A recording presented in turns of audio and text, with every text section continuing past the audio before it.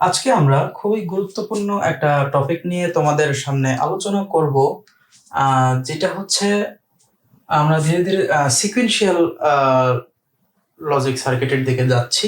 তো sequential logic circuit কি, এটা যদি আমি বলি তাহলে বলবো কম্বিনেশনাল লজিক সার্কিটে আমাদের কি ছিল। সেখানে কম্বিনেশনাল লজিক সার্কিটে আমাদের ছিল যে আমরা যা ইনপুট দিব, আমরা অর্থাৎ আমরা প্রেজেন্টে অর্থাৎ বর্তমানে যে ইনপুটটা দিব, আমরা আউটপুট যেটা পেতাম সেই আউটপুটটাও ছিল কিসের উপরে ভিত্তি করে? এই প্রেজেন্ট ইনপুটের উপরে ভিত্তি করে ছিল শুধুমাত্র।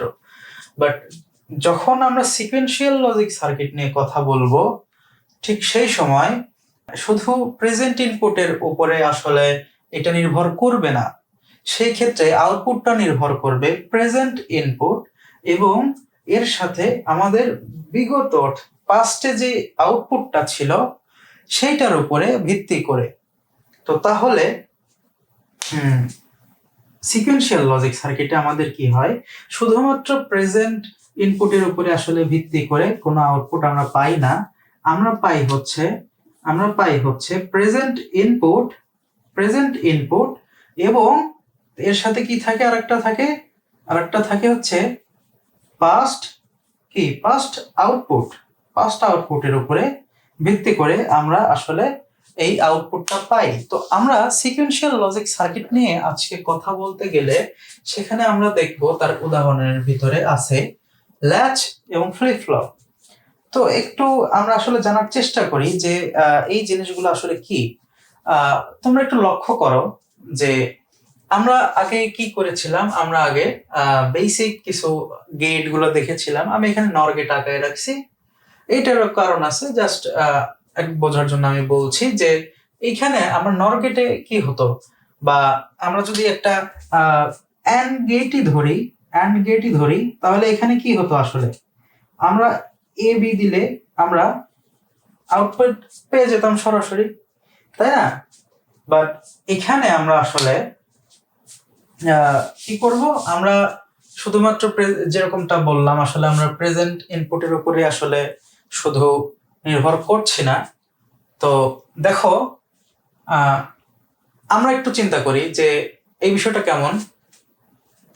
এখানে আমাদের শুধু ইনপুটের উপর ভিত্তি করে আউটপুট দিয়ে দিত, বাট আমরা যখন এই ইনপুটটা সরিয়ে নিতাম তখন কিন্তু সে সেই আউটপুটটা মনে রাখতে পারতো না।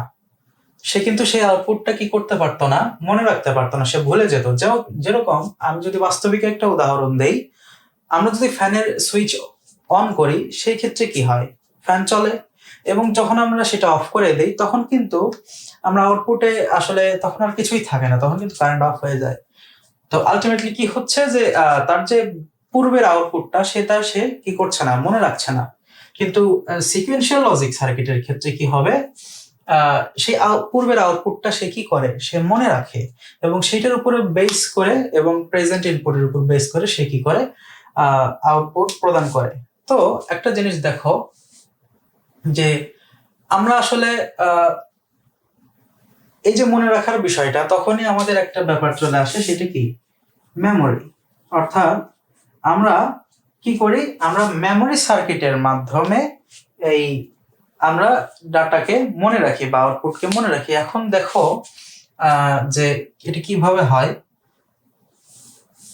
এই মেমোরি বা মনে রাখার যে বিষয়টা, সেইটা মূলত আমরা মেমোরি সার্কিটের মাধ্যমে করি। এর সবচেয়ে ক্ষুদ্রতম ইউনিট কোনটা হচ্ছে 1 বিট। এটা হচ্ছে সবচেয়ে ক্ষুদ্রতম। তো এই 1 বিট ডাটাকে স্টোর করতে যে মেমোরি সার্কিটটা ব্যবহার হয়, এইটাই হচ্ছে এই ল্যাচ বা এই ল্যাচটাই হচ্ছে সেই মেমোরি সার্কিট।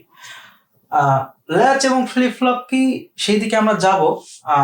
ফ্লিপ ফ্লপ দিয়েও আসলে ঠিক 1 বিট ডাটা আমরা সংরক্ষণ করি বা মনে রাখতে পারি, ল্যাচ দিয়েও মনে রাখতে পারি। বাট এখানে একটা ডিফারেন্স আছে, সেটা হচ্ছে ল্যাচে আমরা কোনো ক্লক পালস থাকে না, এখানে যদি শুধুমাত্র, অর্থাৎ আমাদের কোনো কি থাকে না, নিয়ন্ত্রণ থাকে না, আমরা ইনপুট দিয়ে দিলে সেখানে আউটপুট দিয়ে দেয় সে। বাট এটা আসলে নিয়ন্ত্রিত না, এটা আমরা ইনপুট দিব এবং সে তার মতো করে আউটপুট দিয়ে দিবে। বাট আমরা যদি এখানে আসলে নিয়ন্ত্রণ চাই, যে না আমরা চাইলে সেখানে আউটপুট হবে বা এই আউটপুটটা আমরা একটু নিয়ন্ত্রণ করব, তখন আমরা আসলে একটা ক্লক পালস আমরা অ্যাড করি এবং তখন সেই জিনিসটা হয়ে যায় আসলে ফ্লিপ ফ্লপ। তো আজকে আমরা ফ্লিপ ফ্লপ বোঝার আগে আমরা আসলে আগে ল্যাচের কনসেপ্টটা ক্লিয়ার করে নেব, যেন আমাদের ফ্লিপ ফ্লপটা বুঝতে খুবই সুবিধা হয়।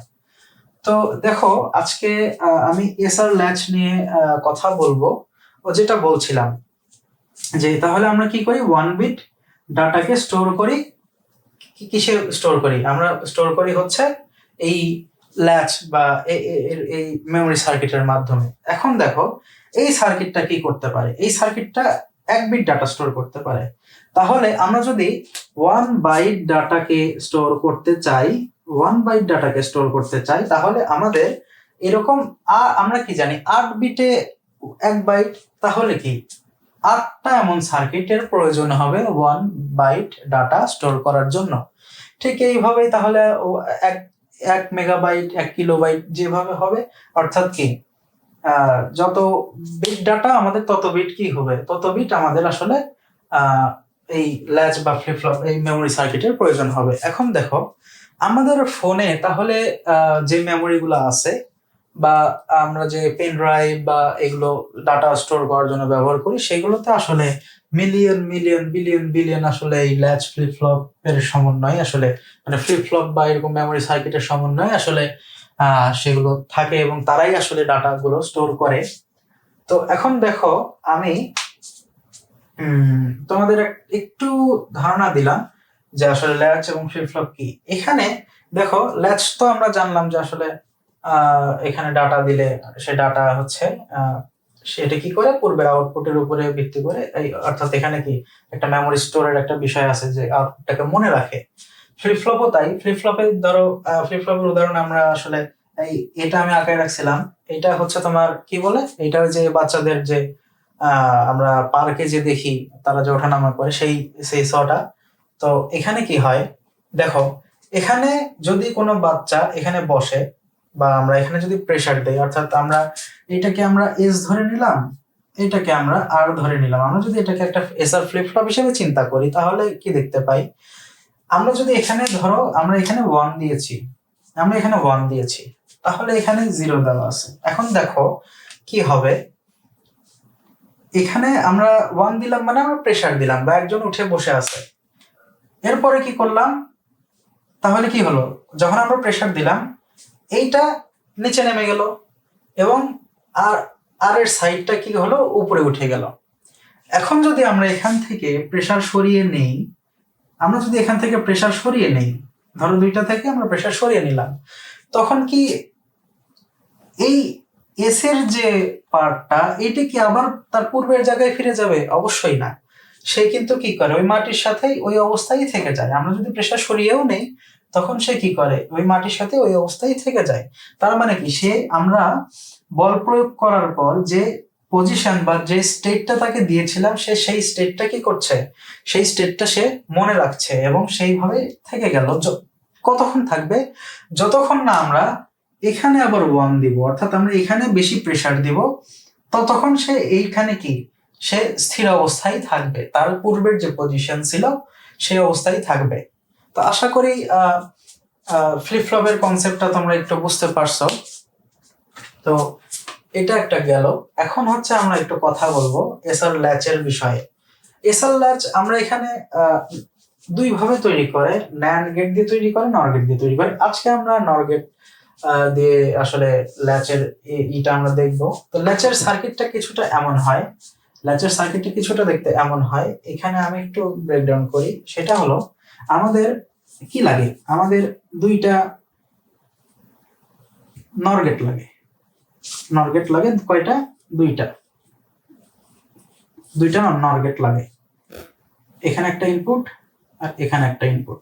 এখন দেখো এখানে কি করে, আমরা কি বলেছিলাম যে আমাদের শুধু প্রেজেন্ট এই দুটোকে প্রেজেন্ট ইনপুট লাইন। আমাদের কিন্তু শুধুমাত্র প্রেজেন্ট ইনপুটের মাধ্যমেই কিন্তু আউটপুট দেয় না, আমরা কিন্তু আগেই বলেছিলাম। তাহলে কি করে, সে পূর্বের আউটপুটটাকেও সে আসলে আমলে নেয় এবং তার উপরে বেস করে তাহলে কি পূর্বের আউটপুট এবং বর্তমান ইনপুট দুইটার উপরে ভিত্তি করে সে আমাদের এখানে মূলত কি করে, আমাদের আউটপুট প্রদান করে। তো দেখো এটা যদি আমি এস দেই, এটা যদি আর দেই, তাহলে এখানে নর গেট দিয়েছি, এটা আমাদের প্রেজেন্ট ইনপুট, এটা হচ্ছে আমাদের প্রেজেন্ট ইনপুট। হ্যাঁ, প্রেজেন্ট ইনপুট যদি আমরা ধরি। আচ্ছা, এখন দেখো এখানে অবশ্যই একটা আউটপুট আসবে।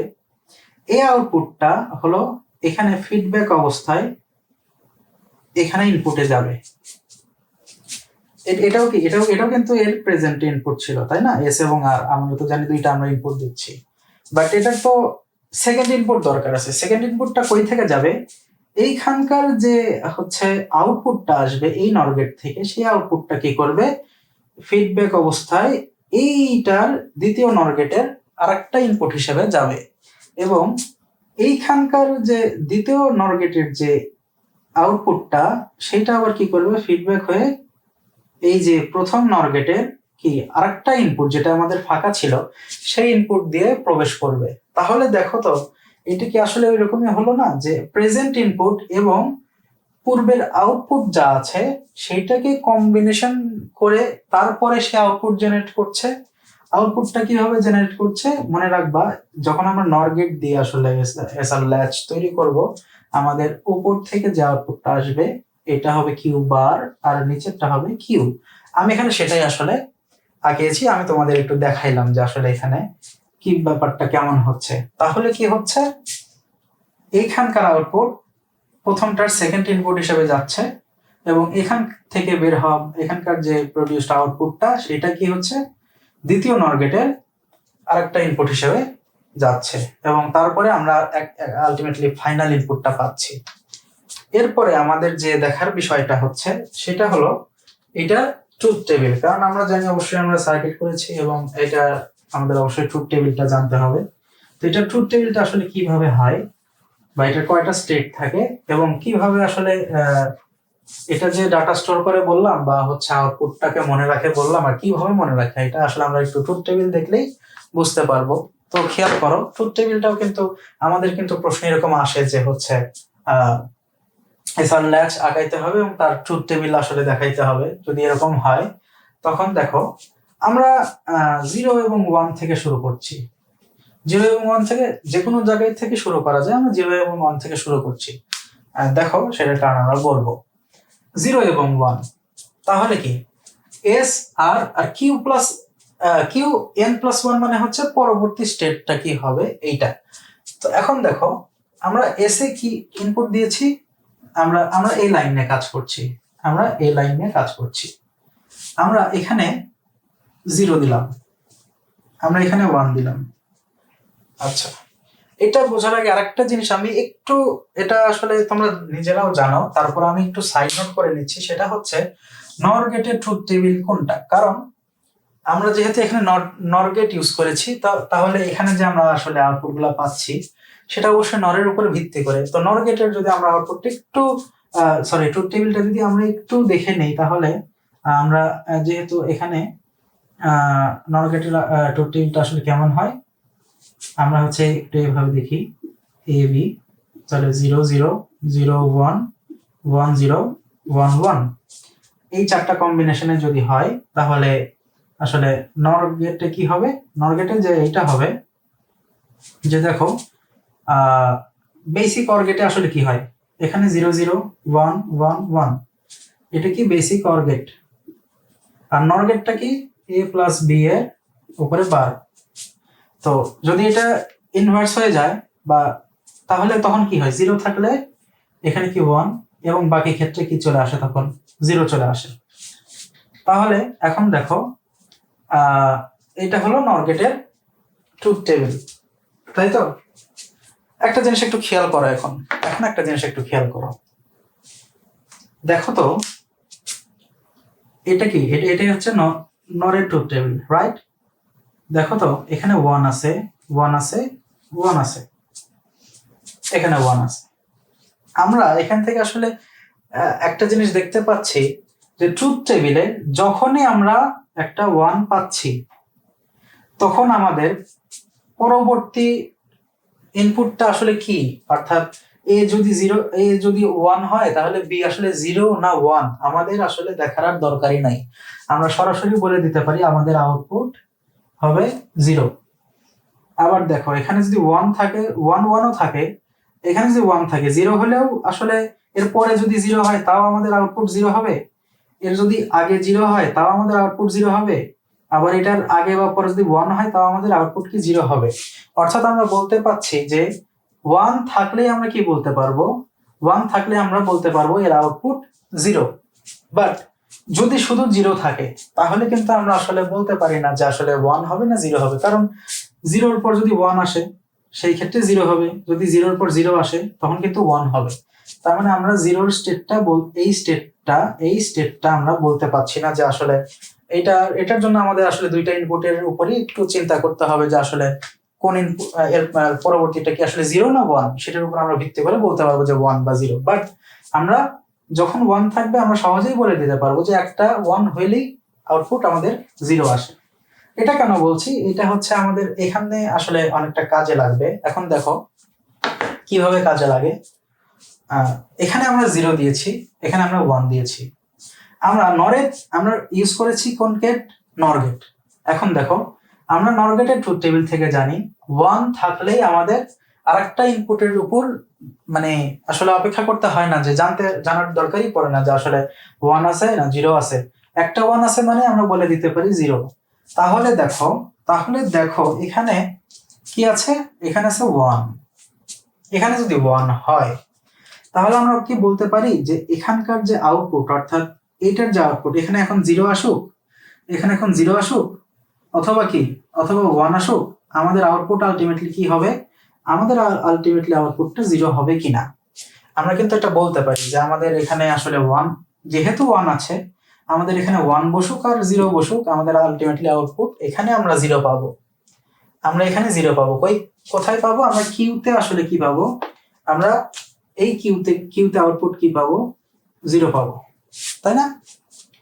এবং আমরা কি দেখেছিলাম যে এইখানকার যে আউটপুটটা, অর্থাৎ এই নর গেটের যে আউটপুটটা পাই, এই আউটপুটটা ফিডব্যাক এই অবস্থায় কোথায় যায়, এখানে আসে।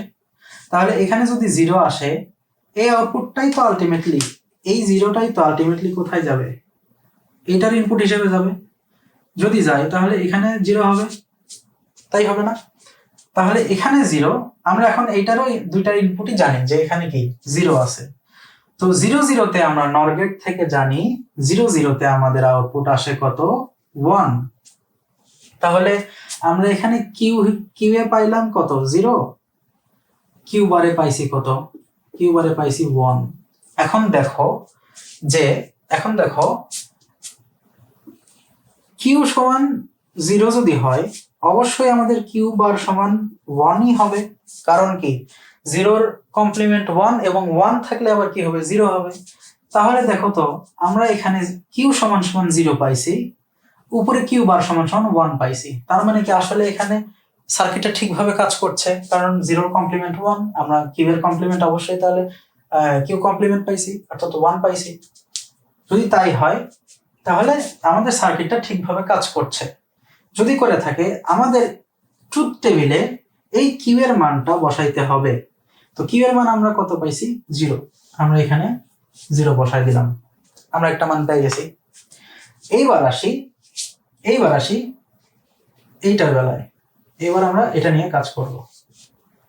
এখন দেখো একটু মনোযোগ দিয়ে দেখো, আশা করি তোমাদের আর কোনো সমস্যা থাকবে না এই ল্যাচ এবং ফ্লিপ ফ্লপ নিয়ে। ফ্লিপ ফ্লপ জানার আগে আমাদের ল্যাচ আসলে জানা দরকার, যার কারণে আমরা একটু ল্যাচটা বুঝতে পারতেছি, মানে দেখতেছি, কারণ ল্যাচটা যদি আমরা ভালোভাবে বুঝতে পারি আমরা ফ্লিপ ফ্লপ খুব ইজিলি আসলে বুঝে যাবো।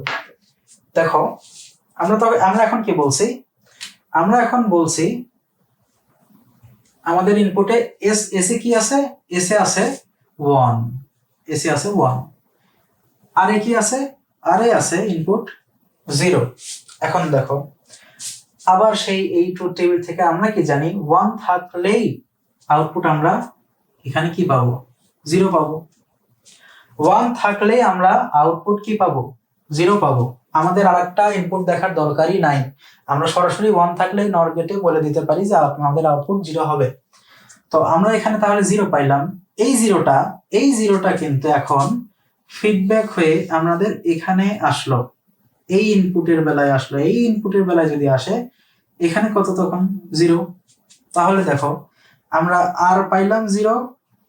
আমাদের কি এই যে এই ইনপুটের মান আমরা পাইলাম, এখান থেকে কত পাইলাম? 0 পাইছি। আচ্ছা, 0 0 যখন হলো, তখন আমাদের এই নর গেটের জন্য আউটপুট কত আসবে, বা এই কিউয়ের জন্য আউটপুট কত আসবে? তখন আসবে কত? 0 0 থাকলে 1।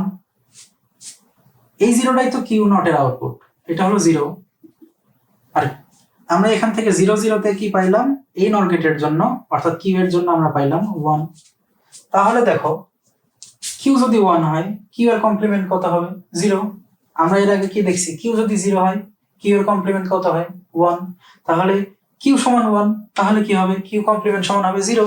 তার মানে কি আমরা অবশ্যই আমাদের এই সার্কিটটা এখানে কি ঠিকভাবে কাজ করছে। আমরা কি পাইছি? কিউ সমান 1 পাইছি, তার নট করলে পাইছি কি? 0। তাহলে আমাদের এই ট্রুথ টেবিলে এখন যে মানটা বসবে সেটা হচ্ছে কিউ এর মান। কিউ এর মান কত? 1। আমরা এখানে 1 দিলাম, এতটুক গেল। এইবার আমরা চিন্তা করব এইটা নিয়ে, আমরা একটু এটা নিয়ে দেখব। আমি এখান থেকে মুছে দিই।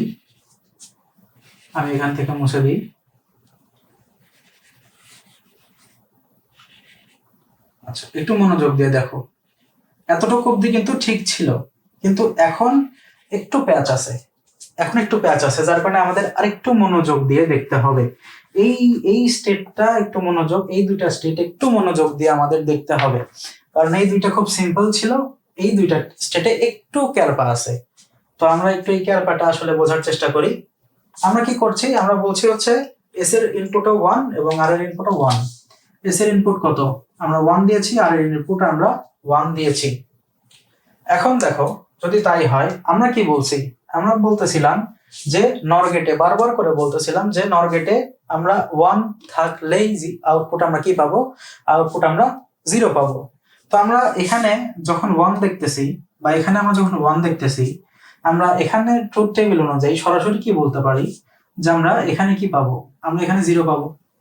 যেহেতু 1 আছে, আমাদের পরবর্তী আউটপুট দেখার আসলে কি দরকারই নাই, কারণ এখানে 0 হলেও 1 হবে, 0 হলেও এখানে আউটপুট 0 হবে। যদি 1 হয় তাহলেও কি হবে? আউটপুট 0 হবে। তাই আমাদের দ্বিতীয় ইনপুটের জন্য অপেক্ষা করার দরকার নেই, আমরা বলে দিতে পারি Q bar is equal to 0, কারণ আমরা এখানে 1 আছে, যার কারণে আমরা এখানে আউটপুট 0 পাবো। আর এর বেলাতেও দেখো, আর এর বেলাতেও কি আছে? 1 আছে। আর এর বেলাতেও কি আছে? 1 আছে। আমরা আবারও বলছি 1 থাকলে 0 হবে।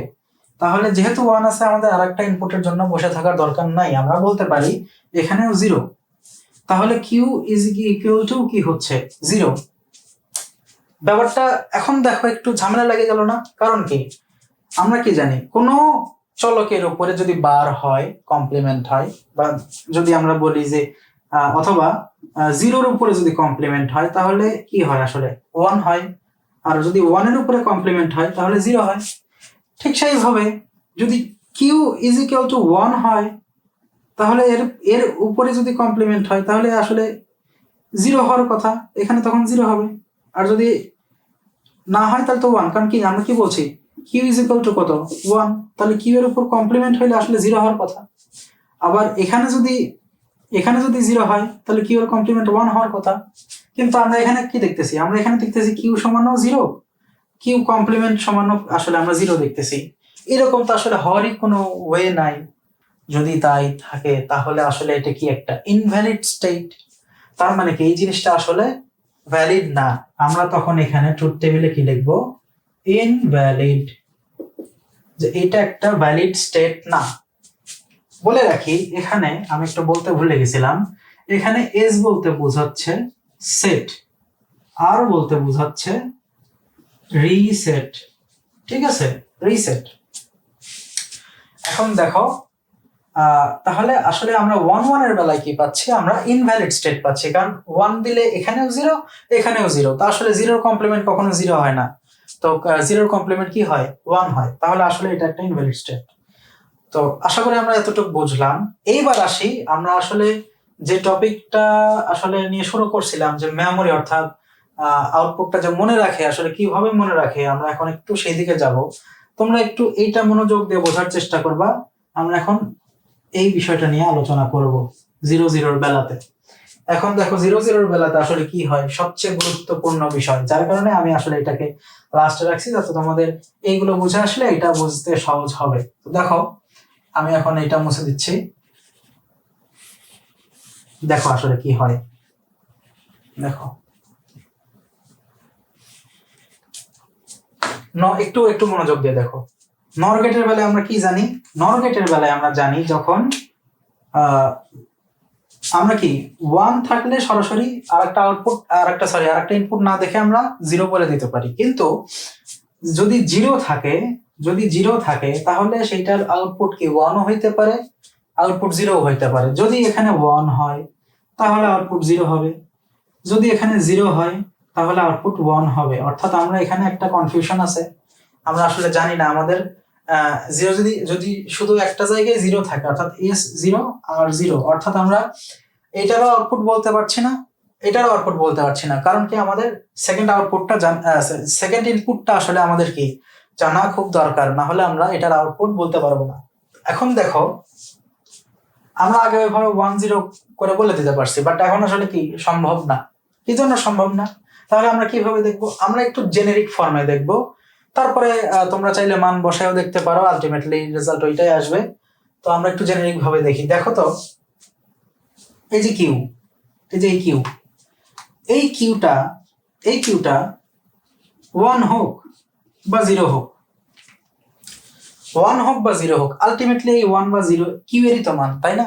কিউ এরই যদি মান হয়, বা এই 1 এখানে যদি 1 হতো, আমরা এই 1টা এখানে দিতাম, এখানে যদি 0 হতো এই 0টা এখানে দিতাম, তাই তো? তো দেখো তো এই এখানে 1 দেই বা 0 দেই, আলটিমেটলি কি এটা কিউ এরই মান না? যদি তাই হয় তাহলে কি আমরা এখানে কিউ লিখতে পারি না? কারণ এখানে 1 হোক বা 0 হোক, সেটাই তো আমরা এখানে দ্বিতীয় ইনপুট হিসেবে দিতাম। তো এই 1 বা 0 যেটাই আমরা দেই সেটা তো আলটিমেটলি কিউ এরই মান, তাহলে আমরা তো এখানে অবশ্যই কিউ দিতে পারি। যদি কিউ দেই ইনপুট হিসেবে, তাহলে দেখো, তাহলে এখন এই নর গেটের জন্য আউটপুট কি আসে, 0 প্লাস কিউ হোল বার, এরকম আসে। কারণ এই নর গেট বলতে আমরা আসলে কি বুঝি, এটাই তো বুঝতেছি। যদি এইটা হয় তাহলে কি হয়, তাহলে 0 থাকলে 1 ইন্টু কিউ, কিউ এর উপরে বার মানে Q bar is equal to, দেখো তো কিউ বার আসতেছে কিনা। যদি তাই আসে, আমাদের এখানে কি আসলে কিউ বারই আছে না? আমাদের এখানে তো কিউ বার আছে। আমরা এখানে যখন কিউ ইনপুটে গেল, আলটিমেটলি আমাদের আউটপুটও কি আসলো, কিউ বারই আসলো। এই কিউ বার কি, এই কিউ বার তো প্রিভিয়াস আউটপুট যেটা আগে থেকে ছিল, বা আউটপুটের প্লেস হোল্ডার, অর্থাৎ কিউ বারই ছিল। এখানে আউটপুট 0 আসুক, এখানে আউটপুট 0 আসুক আর 1 আসুক, আলটিমেটলি এটা তো আসলে কিউ বারেরই মান, তাই না? আবার এখানে 0 আসুক বা 1 আসুক, আলটিমেটলি তো সেটা কিউ এরই মান। তাহলে এখানে কিউ বারই পাইলাম, আমরা কিউ বারই পাইলাম, অর্থাৎ এখানে আগে যা মান ছিল আমরা সেটাই বর্তমানে পাইলাম। আচ্ছা, এখন দেখো এটা আমরা কি বলছি, এখানে বলছি। এবার আসি, দেখো এখানে এবার এস এ 0 আছে, কিউ, আমরা এটা সলভ করছি। এবার দেখো আর এর রিসেটের বেলায় আর এর মান কত দেওয়া আছে, 0 দেওয়া আছে, আর এর মানও 0, তাহলে 0। তাহলে আমাদের এইটারও আউটপুট বের করার জন্য সেকেন্ড ইনপুট জানতে হবে। সেকেন্ড ইনপুট আমরা কি জানি, সেকেন্ড ইনপুটটা দেখো তো এই কিউ বারটাই কি এখানে আসে, আসলে ইনপুট হয় না, ঠিক এইটা কিউ এর মতো। কারণ কিউ বারে আমরা এখানে 0 বা 1 যেটাই পাইতাম সেটাই তো আমরা আলটিমেটলি এখানে দিতাম ইনপুট হিসেবে। তো যেহেতু আমরা 1 না 0 আমরা জানি না, আমরা কি আসলে এখানে কিউ বার লিখতে পারি না? মানে এই কিউ বার 1 হোক বা 0 হোক, আলটিমেটলি তো এটা কিউ বার বা কিউ বারেরই তো মান বসাইতাম আমরা। তাহলে এখানে কিউ বার দিলাম। এখন আসলে এটার আউটপুট তাহলে কি আসে, এখন কিউ বার এবং 0 এর আউটপুট আসলে কি আসে দেখো তো, তখন কি এরকম আসে কিনা, কিউ বার প্লাস 0 এর উপরে whole not, Q bar plus 0 এর উপরে হোল নট। এটাকে যদি আমরা আসলে ভাঙি তাহলে কি হয়, কিউ এর উপরে ডাবল বার, আমরা কি জানি কোন চলকের উপরে ডাবল বার থাকলে আমরা ওই চলকটা ঘুরে পাই। তাহলে কি আমরা এখানে কিউ পাইলাম কিনা, প্লাস আছে ডট, 0 ছিল, 0 এর উপরে বার, 0 কমপ্লিমেন্ট কি 1 কিনা, তাহলে কি Q dot 1, and Q dot 1 করলে আমরা কত পাই, আমরা কিউ কেই ফিরে পাই। তাহলে এখানে যদি আমরা কিউ বারকে আউট ইনপুট হিসেবে দেই তাহলে 0 এবং কিউ বারের আউটপুটে গিয়ে আমরা কিউ কেই পাই। আমরা যদি এখানে কিউ কে ইনপুট হিসেবে দেই আমরা 0 এবং কিউ এর আউটপুট হিসেবে কিউ বারকেই পাই। তাহলে দেখো তো এখানে কিউ বার আগে থেকেই ছিল, এই কিউ বারকেই আমরা আউটপুট হিসেবে এখানে পাইলাম। এখানে কিউ আগে থেকেই ছিল, আমরা এই কিউ কে আবার আউটপুট হিসেবে আউটপুট হিসেবে পাইলাম। তাহলে এই কি আসলে পূর্বে যে আউটপুটটা ছিল সেটাকেই ধারণ করছে না বা সেটাকেই মনে রাখছে না, সেটাকেই তো আবার ব্যাক দিচ্ছে। তাহলে আমরা এখানে কি বলতে পারি না যে এটা হচ্ছে একটা হোল্ড স্টেট বা মেমোরি স্টেট? কারণ কি সে পূর্বে যে আউটপুট ছিল সেটাকেই মনে রাখছে বা সেটাকেই কি ধরে রাখছে। তাহলে এইটা হচ্ছে যখন, তাহলে আমরা কি দেখতে পাচ্ছি এখানে যখন এসআর ল্যাচের বেলায় ইনপুট 0 0 হবে তখন আলটিমেটলি আমরা কিউ এন প্লাস 1 এর আউটপুট হিসেবে কি পাবো, হোল্ড স্টেট পাবো। তাহলে আমরা 0 1 এর বেলায় আসলে 0 পাই, 1 0 এর বেলায় 1 পাই, 1 1 এ আমরা গিয়ে ইনভ্যালিড স্টেট পাই, কারণ আমাদের আউটপুট দুইটারই সেম আসে। তা আসলে কোনো ভেরিয়েবলের কমপ্লিমেন্ট আসলে সেই ভেরিয়েবলের কমপ্লিমেন্ট হয় না, এটা একটা ইনভ্যালিড স্টেট। এবং আমরা 0 0 এর বেলায় কি পাই, আমরা পূর্বের যে আউটপুটটা ছিল সেই আউটপুটটাই আমরা ফিরে পাচ্ছি। তো এই ছিল তোমাদের মোটামুটি আসলে ল্যাচের বিষয়টা এবং ল্যাচের ট্রুথ টেবিল। আশা করি তোমাদের আর ল্যাচের সার্কিট এবং অর্থাৎ ল্যাচ ইউজিং নর গেট দিয়ে তৈরি ল্যাচ যে ব্যাপারটা, সার্কিট এবং ট্রুথ টেবিল, আমার মনে হয় এরপর থেকে আর কখনোই ভুল হবে না। এরপরে আমরা আসলে যেহেতু নর গেট দিয়ে তৈরি করা আমরা ল্যাচ দেখলাম, আমরা পরবর্তী ক্লাসে নর গেট দিয়ে তৈরি করা ফ্লিপ ফ্লপ দেখবো।